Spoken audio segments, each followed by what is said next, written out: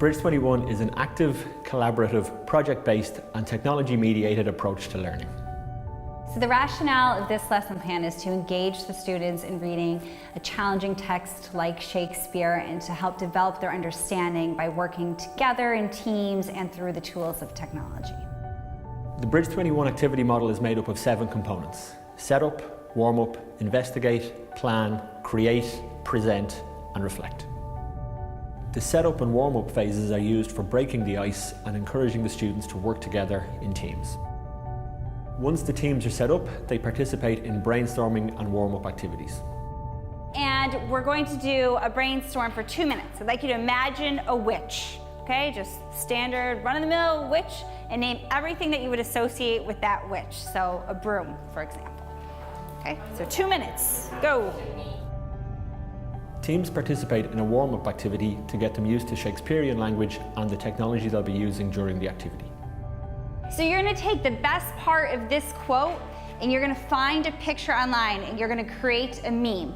Do you know what a meme is? Yeah. Okay, great. Could you tell us what a meme is? Meme is a funny picture with a caption. The investigate phase introduces the activity context. In this case, they read a Shakespearean scene and develop a digital narrative to summarize it. The teacher can help students get started in the reading and share some tips for approaching difficult texts like Shakespeare. Then, students can read in small groups and the teacher can circulate to facilitate and check for understanding. And remember, today what we're doing is similar to what you did with the memes. You're going to pick the most important and significant lines from this play.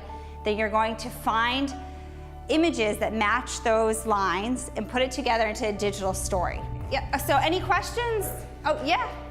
Do we translate language and put it into our own words, or? No, for this activity you're keeping the language in the original form that it was, but you could break it up and rework it so it's maybe in a different order, but it's all Shakespeare's original language. Any other questions? Yeah. Can we have music? Yeah, sure. Any music or sound effects would be great if you have time to do that in the end. Absolutely. One more question? Yeah. Do we have to read the lines for ourselves? You know, it would be great if we hear your voice for this, but if you absolutely don't want to, you could type the lines over the pictures instead, or you could do both, so it's up to you. Okay, great. So we ready to start? Yeah. All right, great. Let's go.